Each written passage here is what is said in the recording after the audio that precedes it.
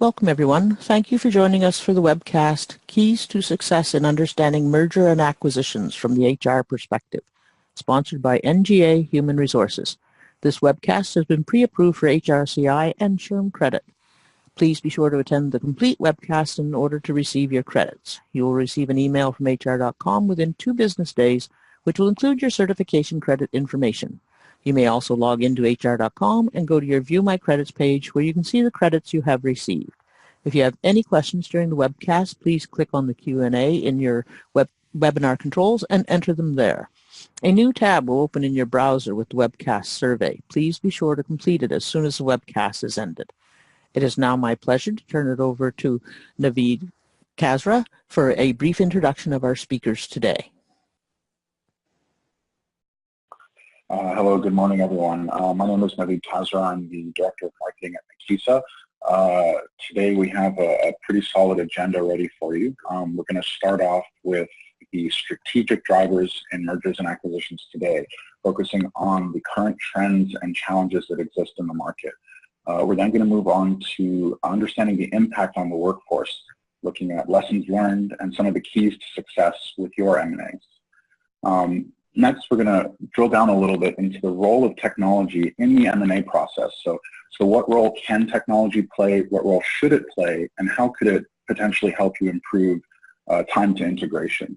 We'll then look at a couple case studies looking at 2 or 3 different organizations and how they leverage technology to improve their M&A processes, and finish off with an M&A checklist for HR success. I'm joined by Sasha and Karthik with NGA and Nakisa. I'll hand it over to Sasha to get us started with an introduction. Thank you, Naveed. Good morning, everybody. My name is Sasha Fry. I am an Enterprise Solution Architect with NGA Human Resources, and I will be covering the topic of mergers and acquisitions from the HR professional perspective. So what are some of the trends in the M&A space, and how can HR professionals be best positioned to respond to them effectively? So if you're not familiar with NGA, we are a global HR services organization, and we provide outsourced HR and payroll services across multiple technologies. So as you can see from the chart on the screen, we operate across all of the major HCM platforms. We provide payroll outsourcing services in 188 countries and do so in 25 languages. And we work today with about 1 out of every 5 Fortune 500 company. So just a little bit of background there in terms of my role and NGA Human Resources. So we can go to the next slide, and I think it's probably safe to say, actually, why don't I let Karthik go ahead and introduce himself before we jump into the trends. Thank you, Sasha. Good morning, everybody. My name is Karthik Loganathan. I'm a Senior Solution Engineer here at Nakisa. Nakisa is a global leader in enterprise business solutions, focusing in 2 different industries, HCM as well as the financial line of business. In the HCM world, we are experts in organization design and visualization solutions. We've been in the market since 2001. And in the accounting and the compliance side, we have a lease administration solution geared to tackle the IFRS 16 and the compliance surrounding that. Today, my discussion and my topic would be about the role of technology in the different phases in a merger and acquisition, and also looking at some case studies and how organizations around the world have leveraged technology during these phases. Back to you, Sasha. Okay, thank you. So as we talk about trends, I think it's probably safe to say that most of the people on this call have been part of a merger and acquisition, or perhaps both, either as an employee or an HR professional. I myself have lived through mergers in the healthcare space, consulting, HR administration, outsourcing. So my point is that we all bring a personal perspective to this conversation that I think can really help us navigate the waters when our organizations go through these transactions.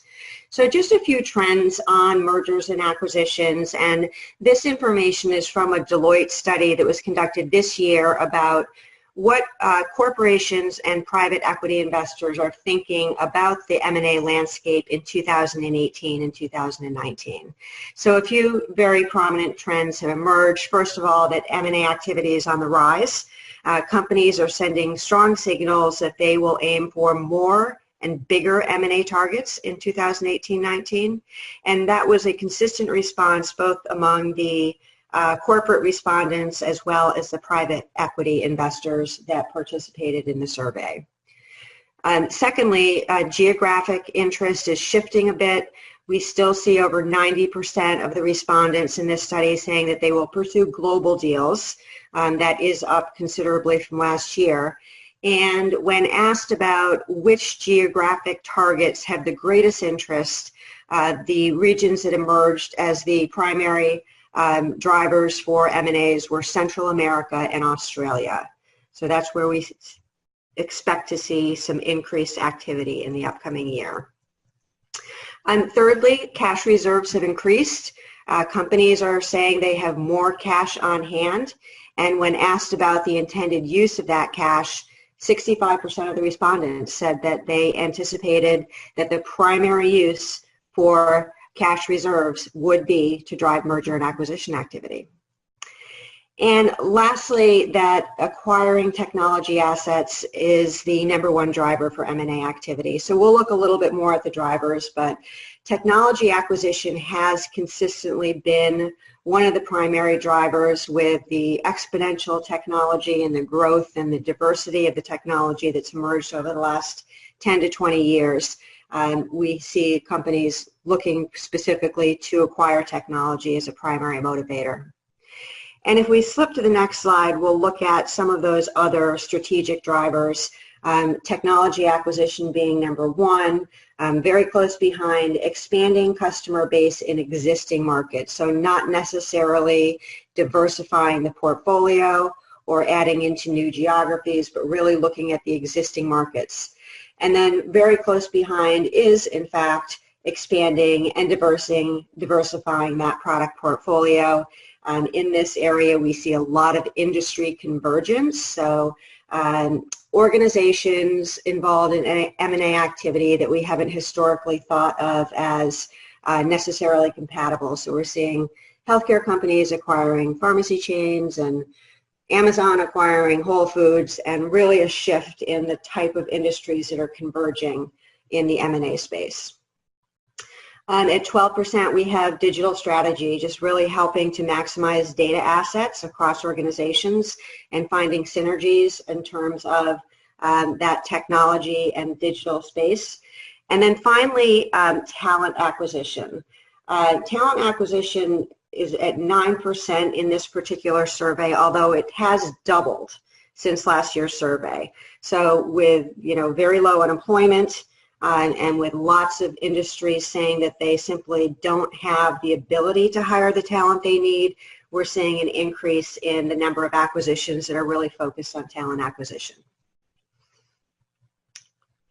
Okay, and this slide is really, it represents a conversation that we like to have with our clients, not necessarily about M&A, but really about any major HR business initiative, whether it's moving to a cloud platform, implementing global payroll, retaining or outsourcing shared services.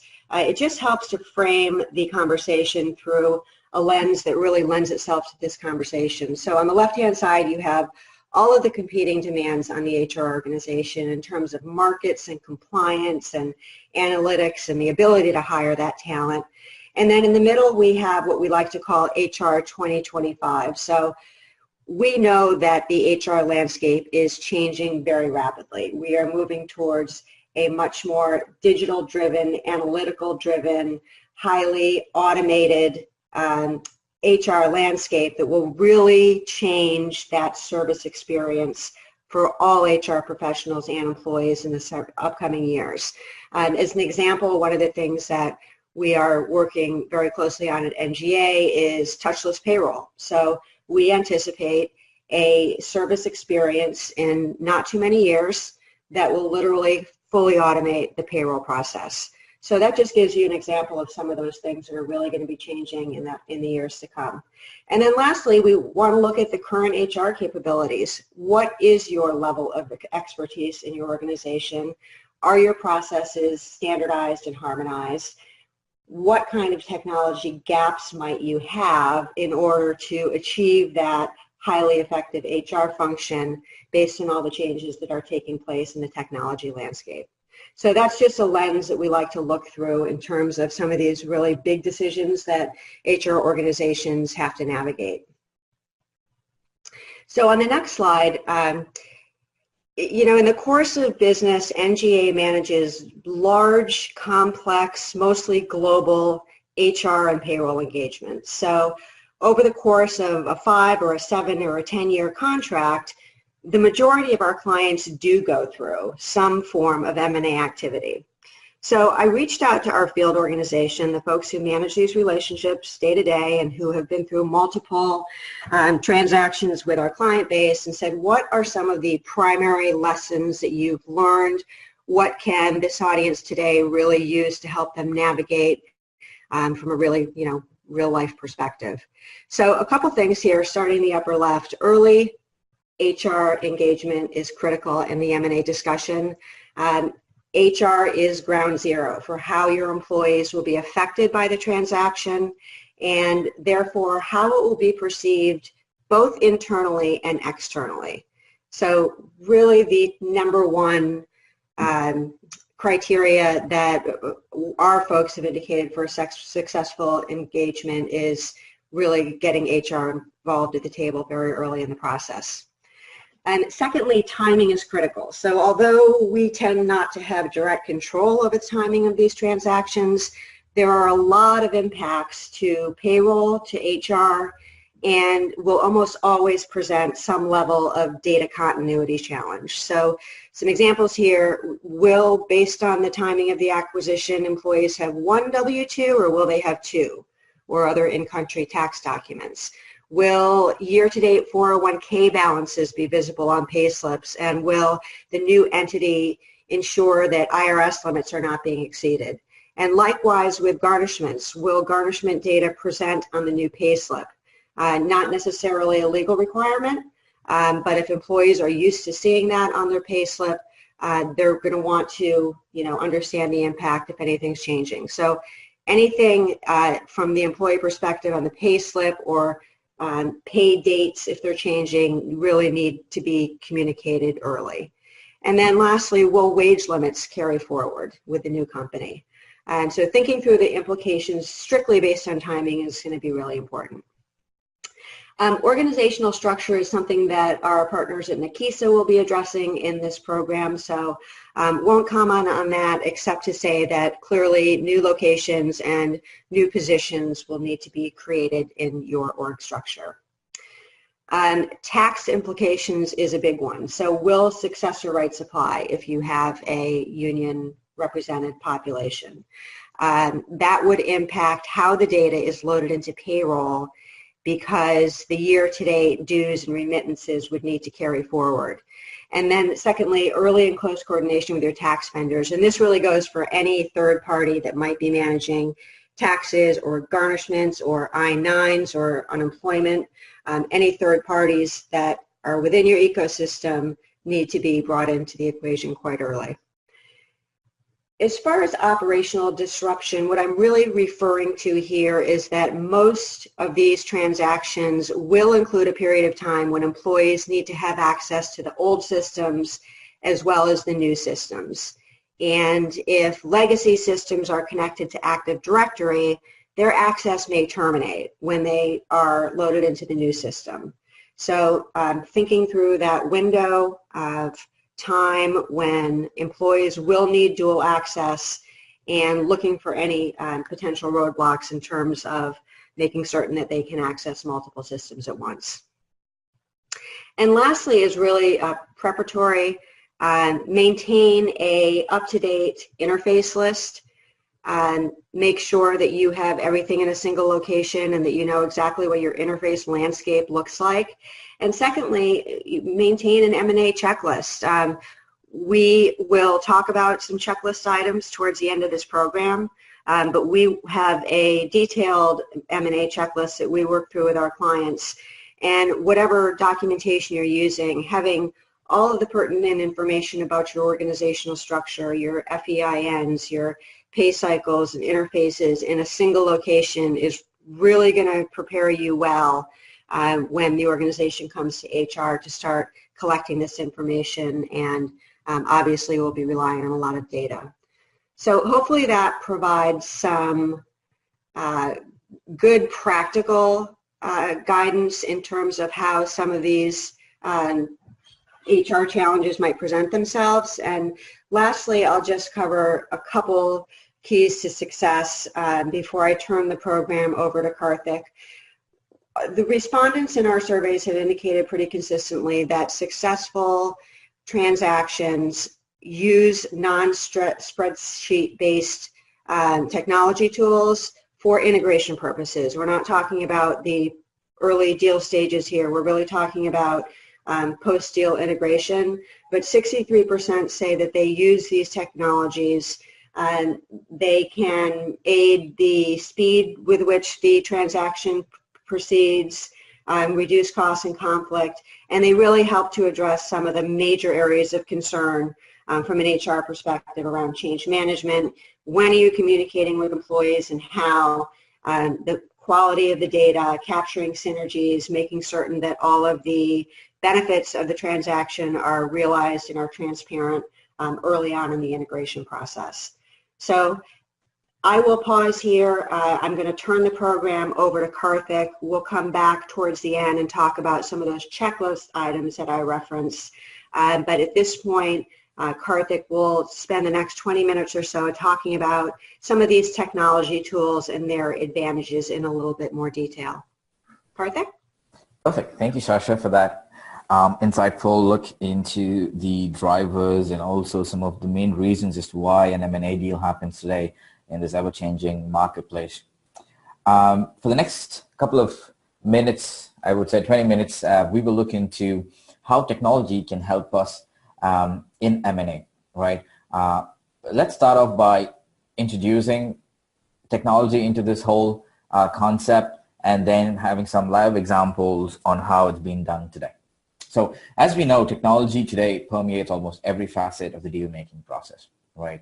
Social media monitoring tools, analytical tools really provide insight into company culture, as well as the customer sentiment, which can be used throughout this M&A process. So today, access to increasing amounts of data is a game changer, right? Estimates show that the world creates about 2.5 exabytes of data every day. That's a lot of data. This data provides real good insights and act as a potential gold mine, literally, for M&A operators. Now, if you think about predictive analytics, right, it combines data, algorithms, and machine learning to make predictions about the future. And this, again, is a very, very important piece that is developing over time. With all this being said, HR leaders have to be strategic partners and also need to become credible analysts and activists to drive this strategy forward. So if you think about it, technology really exists and can assist in every phase of the merger and acquisition. And we'll see some examples of this as we go through. Now, when you think about the role of technology, I want to introduce it from two different perspectives, what we call the catalyst and the enabler. Let's try to understand the catalyst piece of it.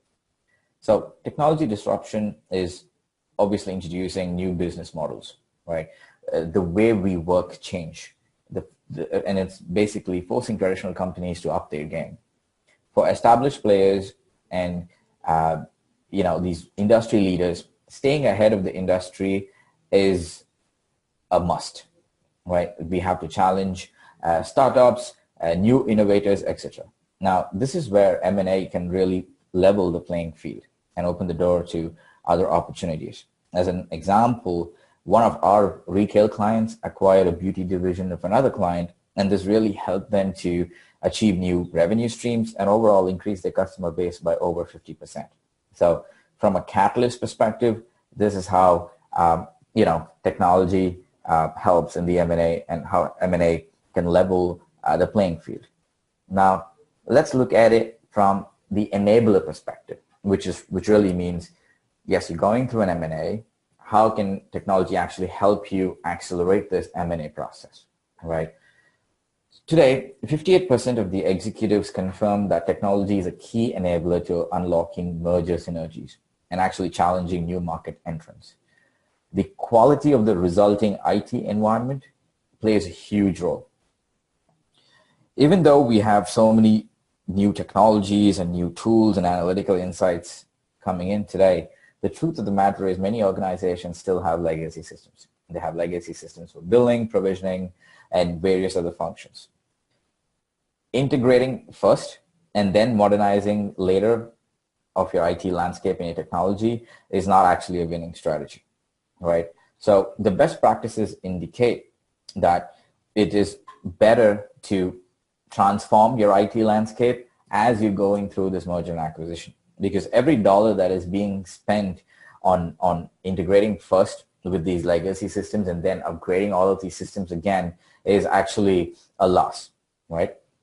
And then don't do it alone. Today, as you know, there are so many partners and so many as-a-service providers who can really give you this technology and the platform to really get organizations up and going, running quickly in their integration.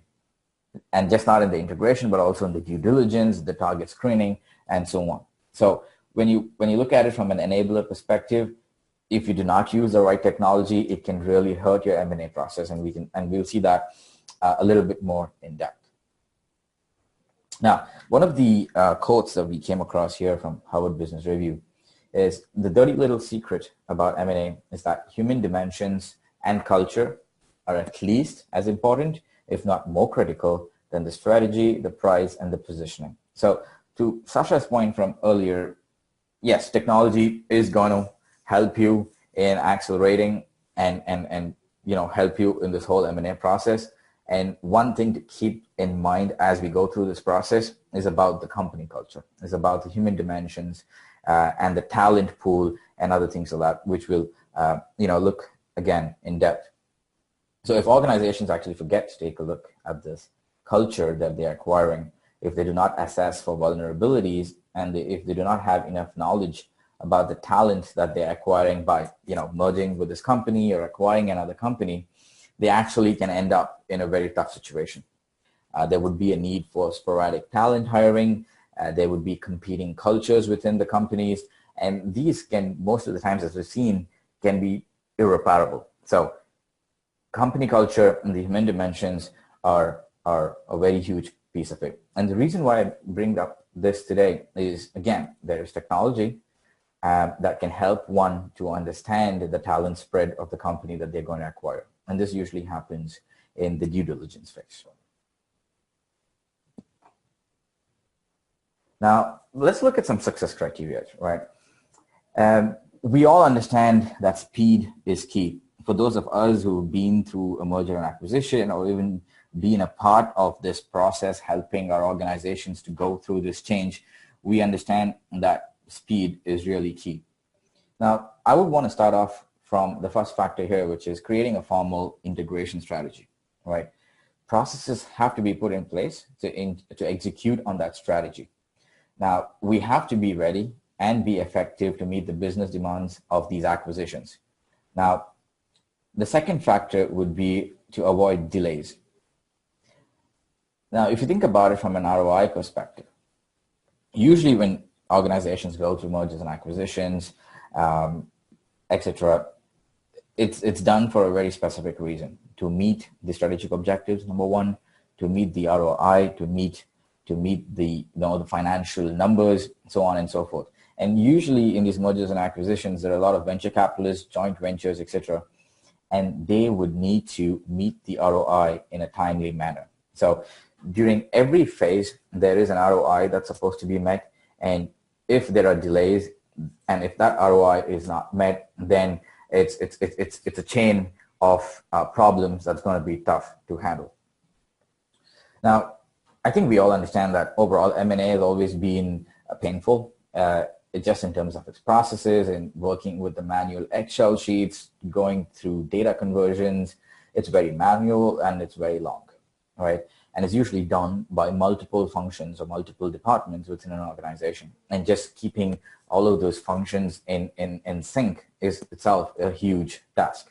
So we will look at how technology can help in this integration piece and and see how exactly organizations can leverage them. Now, an important statistic here, 91% of the executives say that they achieve favorable results if the integration of this merger is completed faster, right? But only 27% of them report that they could actually achieve that speed in the integration process. So there is still a lot of work that can be done in the integration phase and a lot of tools that can be leveraged.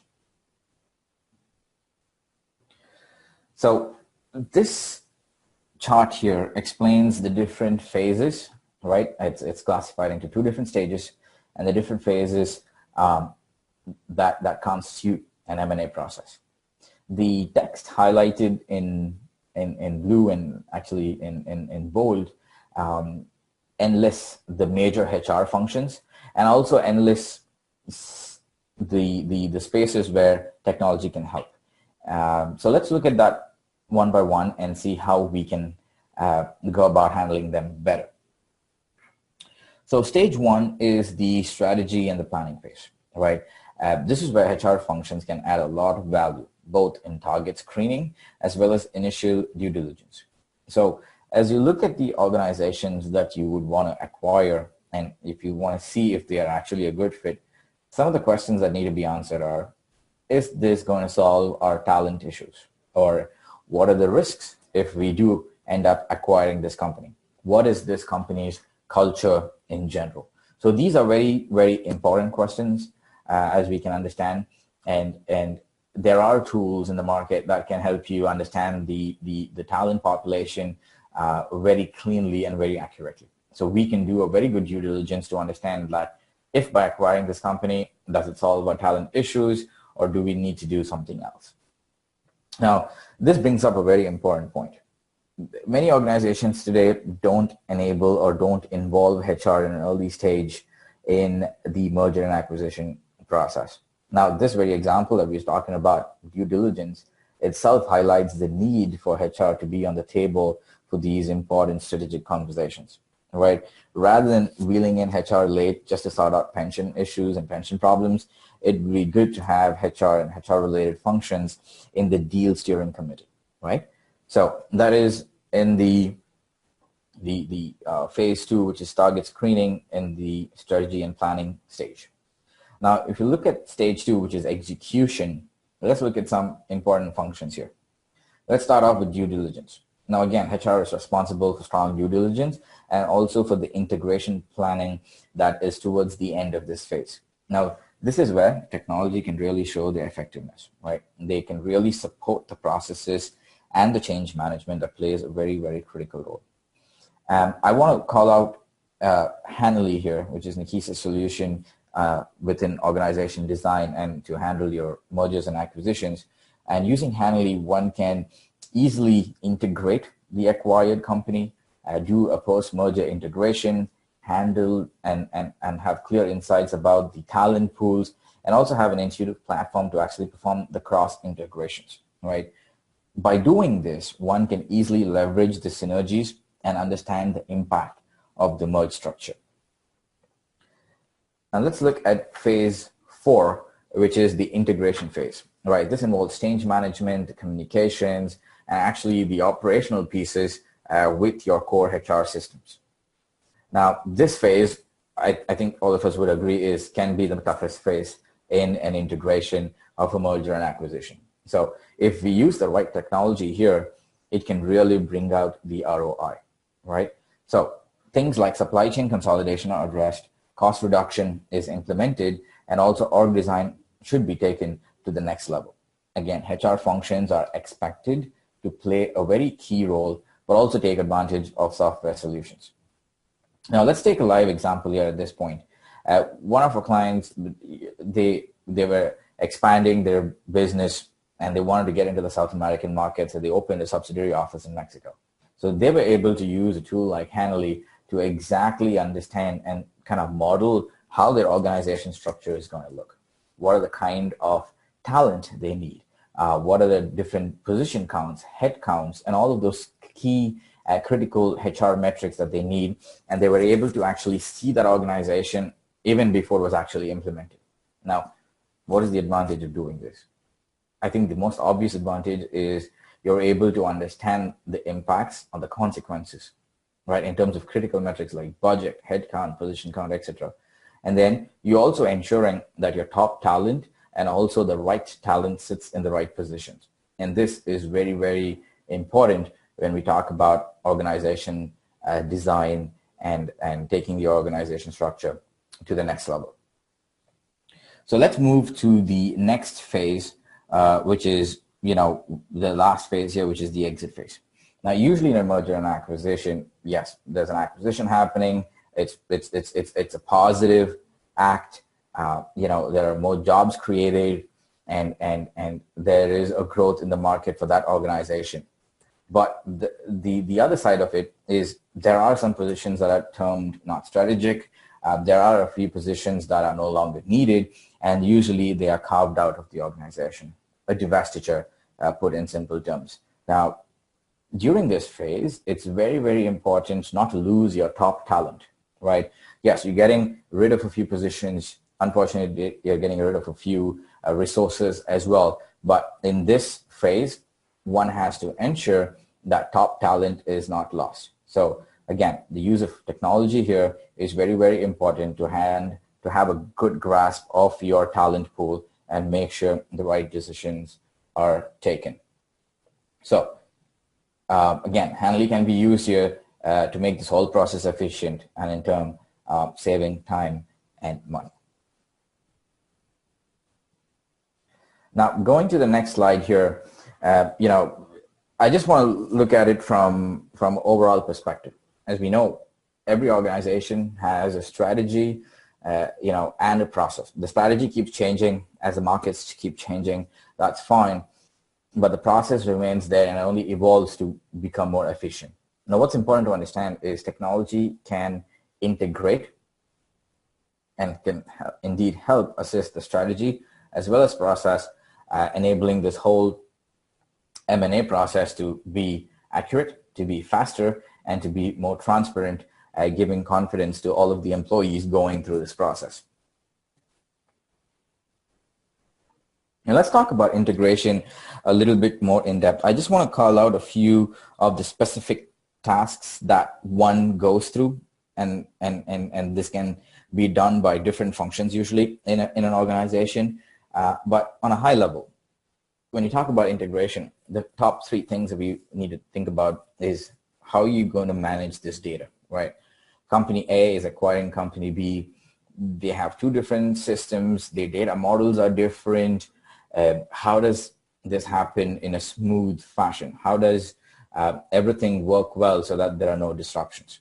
So managing data is a huge problem, and I would say it's one of the most painful tasks in an M&A. So once we're able to understand that data problem, then you start your integration, right? You try to find out the best process to do it. Usually today, when no technology is used, you have long Excel workbooks. There's a bunch of people working on it, and with no idea if this process is going in the right way. So this integration planning is very, very tough as well.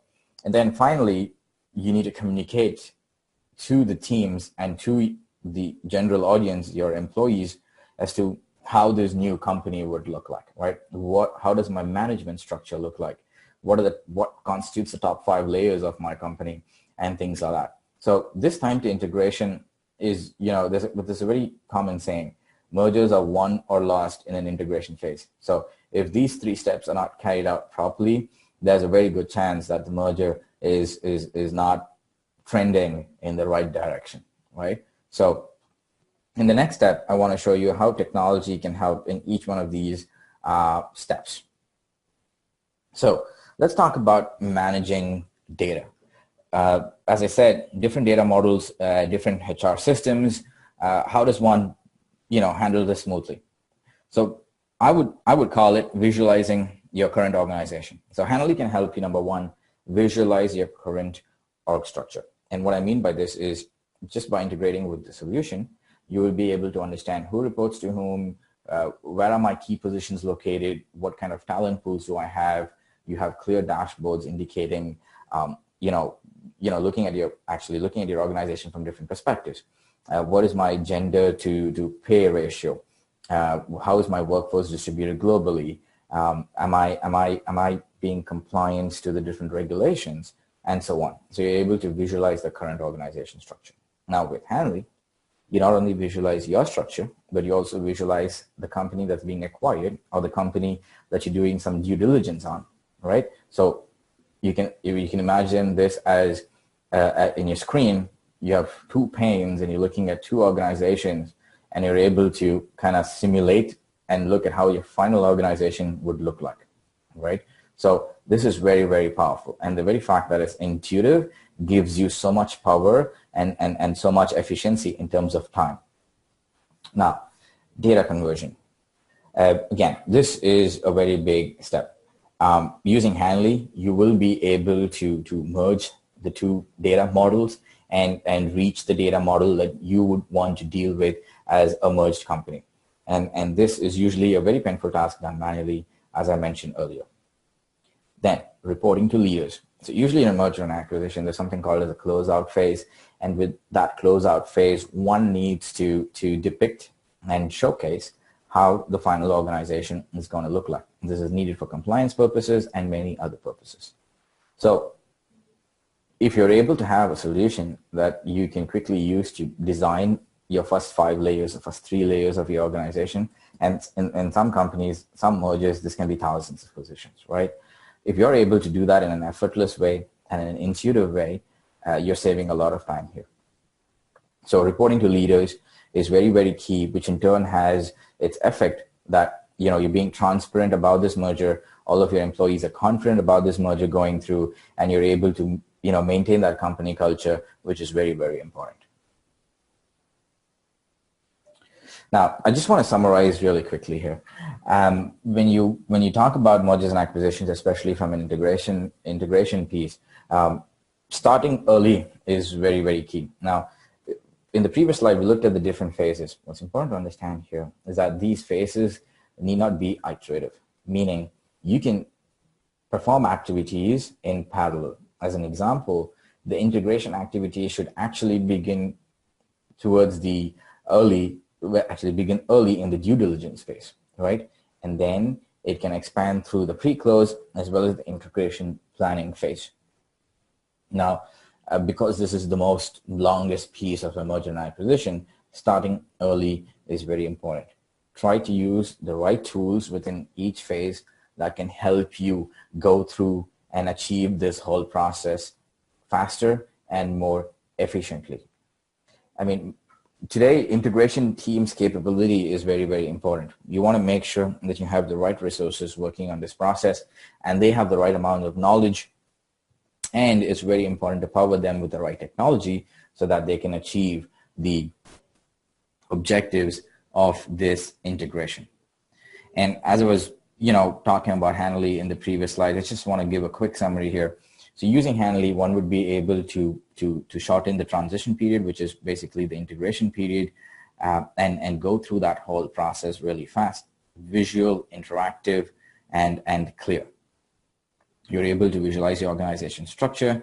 You're able to make sure you have the right talents in the right positions, and you're able to give that transparent look and feel to your whole organization. Now, believe it or not, today's best practices indicate that a post-merger integration, and it's very specifically the integration I'm talking about here, should happen in less than 30 days. I mean, for some of us, as I mentioned earlier, who've been through this integration phase, it can be very painful, and it's actually a long task. So again, by achieving this integration early, you're able to achieve synergies faster. There's an increased chance of success, definitely. You have a competitive advantage to beat your competitors. And overall, the company culture is again maintained. So this is just a quick graph here indicating how using the right technology can help you both in terms of ROI as well as time. Now, a couple of quick and examples, live examples of how technology, and over here I'm speaking specifically in terms of Hanelly, that can be used in the real world. starting from the left-hand side here, Coty, they went through an acquisition, and the use of Hanelly in the post-merger integration was used very efficiently. By doing this, they were not only able to complete their merger, right, in record time, but they were also able to take care of all of the important metrics and make sure that they meet their strategic objectives. You know, and dealing with tens of thousands of data here is not easy, and Hanelly really helped them to get a very exclusive and clear look into this merger. Next, Comcast. As we all know, Comcast is serial acquirers. They use Hanelly solution to manage their mergers and acquisitions, and also take care of their internal reorgs by having a very clear perspective of their organization structure using Nakisa's Hanelly solution. And lastly, over here we have SAP, and again, SAP is also using our Hanelly solution to support their internal reorg initiatives, right? I mean, sorry, we were looking at technology from a mergers and acquisitions perspective, and that's great. But if you think about it from just everyday org design, you know, as we know, most companies are going through transformations, continuous changes, thanks to the change in strategic objectives. This reorg is very, very important. And the faster you do it, the better you can accustom yourself to the new strategic objective.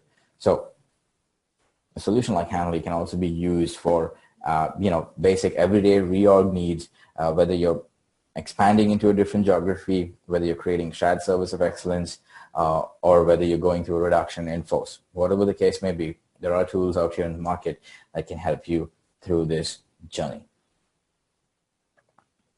Now, really quickly, just summarize some of the key topics and also the key functions that Hanelly can provide, right?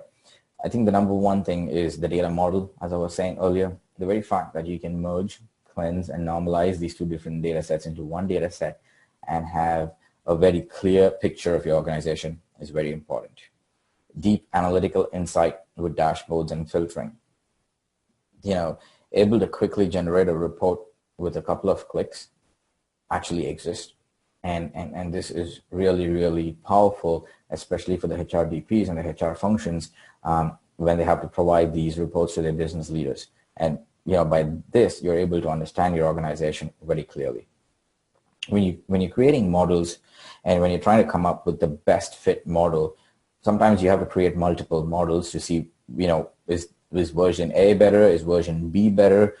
So the ability to compare these structures and compare the consequences of these different structures is very important. Another key thing to keep in mind here is usually, be it a merger and acquisition or be it a reorg or a redesign, it's not a one-man job. In fact, it's not a one-department job. Today, in the agile world we live in, it's usually up to the business leaders to transform their own organizations and make sure that they have the best organization and the best people in the best positions. So this calls for the need for what we call as collaborative modeling, right? So where multiple people can work on one model and share insights and come up with this final structure is very, very important. And Hanelly enables you to do this collaborative modeling. And then having this integration with your core HR system and a bi-directional integration is very, very key. In this way, you completely negate the need for Excel sheets and other manual techniques as well. So with that, I'm going to pass it back to Sasha, and we can go over some checklists for HR success, and then we can go to the next topic. Thank you, Karthik. So here I'll just make a few comments around the topic of cultural audits, and just getting back to the fact that how your people internally internalize and communicate about the transition that you're engaged in is just a huge determinant of success for the organization. So one thing to think through from an HR perspective is learning as much as you can about the legacy company. Were they a startup? were they a spinoff, or have they gone through some other prior M&A activity that might influence their thinking on this? What are some of the synergies and potential sources of conflict? And secondly, looking for obvious redundancies in the organization. So if you can come up with a list of positions or business units or locations that present obvious redundancy issues, know that your employees are doing the same thing. They're thinking along the same lines. And what can you do to either reach out to them differently or sooner? Go back to the transactions that you've lived through in your career and what made you feel comfortable about being in a position that could be determined as vulnerable, or what made you feel confident about your ability to continue contributing to the organization. So it's important to get ahead of the fact that people may jump to premature conclusions about what the organization will look like ultimately, and just trying to put yourself in their shoes and understand where they're coming from, I think will be very important. And lastly, Karthik mentioned on speed to closure as a primary determinant of the success from a financial perspective and how technology can assist in that. It's also a really critical component from an HR perspective because the longer that those feelings of uncertainty prevail within the organization, the more you are at risk of losing talent that you don't want to use. We often have organizations come to us who are under transition service agreements. So they have been spun off from a larger corporation, and they have a very limited window of time to get off of the legacy platform. So they need a new HRIS system. They need new payroll. They need to have their entire HR infrastructure rebuilt. So another example of how HR really does live and breathe along the lines of making certain that the transactions are happening quickly and efficiently. So that's just a few comments on the cultural side of the transaction and how HR can influence it. And Karthik, I think you had a few final comments more around the technology aspect and how to prepare for a successful transition. That's correct. Thank you, Sasha. So just from a technology perspective, I think it's obvious to say that one needs to use the right technology in the right phase and actually leverage the efficiencies that one can from those technologies. The way one needs to look at it today, and this is actually happening in the real world, is that HR functions are actually strategic partners to the business.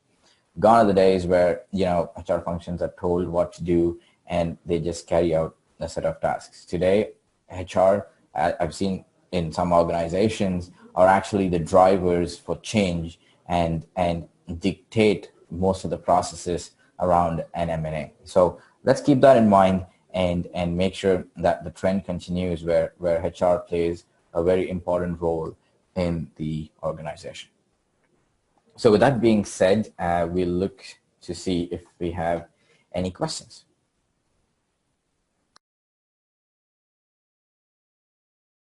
So, hi everyone. So we do have a little bit of time for to answer some questions from the audience. I think there's a couple that we have ready, but please feel free to throw them into the Q&A section within the webinar, and we'll get through as many as we can. Just a note prior to starting on some of the questions. Nakisa and NGA will be at Success Connect Las Vegas this September in approximately 2 weeks.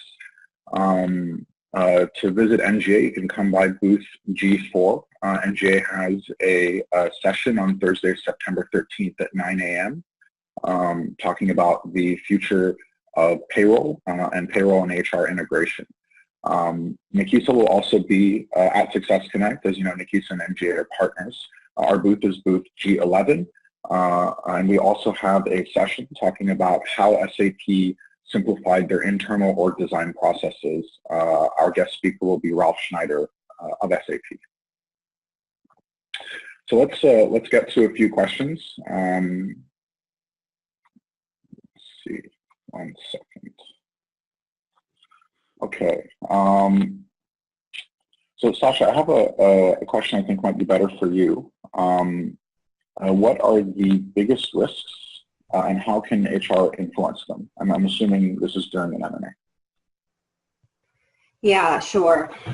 So I think we've touched upon the biggest ones during the course of the presentation, but to summarize, what I would say is that trying to understand the population of people that are joining or newly joining your organization is really important. And there's so many ways to research that off of LinkedIn or off of various websites where you can look at the history of these organizations and the history of the individuals who are part of them, and really make some conscious decisions about who you think is vulnerable within that organization, and getting back to some of that survey data around more than ever in the past, we are entering into these transactions because of the talent we're acquiring.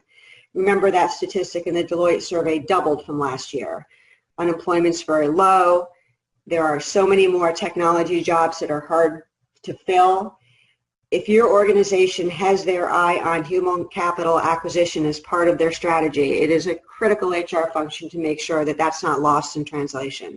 So understand the organization, understand what you can do to make certain that those people are being integrated and talked to and feel as if they are in fact part of the organization and part of the success of the transaction. And speed to closure is another really critical topic that HR has a huge influence on. Not only are we operating in an environment where we've got these transition service agreements that have to be met, but from a business perspective, either your organization or Wall Street is looking to realize those synergies as quickly as possible. And if we are very deliberate and very decisive in our response to the acquisition or to the merger, that sends a message that's much more powerful than anything that we can say to people directly or write up in a memo or have formal or informal conversations about.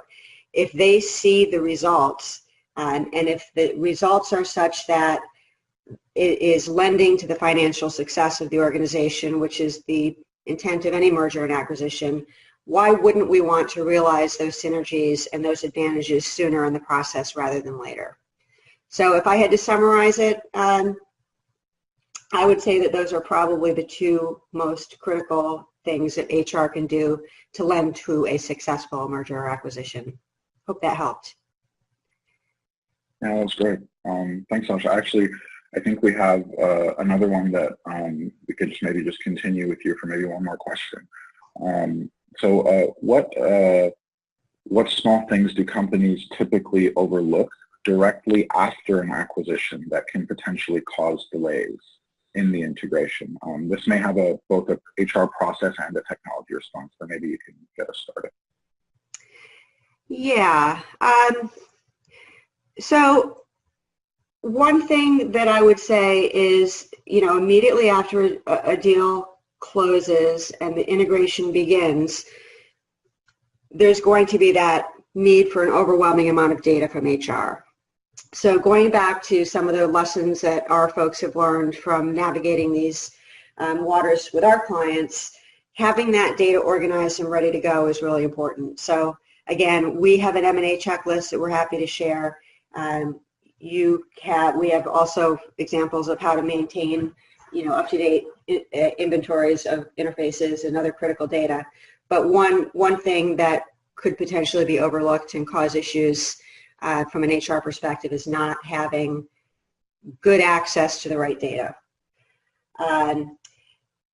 Another one that I would point to is, going back to the conversation around timing, one of the first things that I would do as an HR practitioner when the organization came to me and said, we have a transaction and this is a date it's closing, is look through all of the implications of that particular timing. And again, it's probably not something that we can influence in terms of, that's just not a good time for HR to be handling that type of activity, but it is something that you can manage effectively if you're on top of it and if you're looking at, all of the details around things like pay dates and what your pay slips look like versus the incoming organization. So once the timing is made known to HR, I think there's a lot of headway that can be made to help you organize that transition and to prioritize the things that you're going to need to request of your leadership team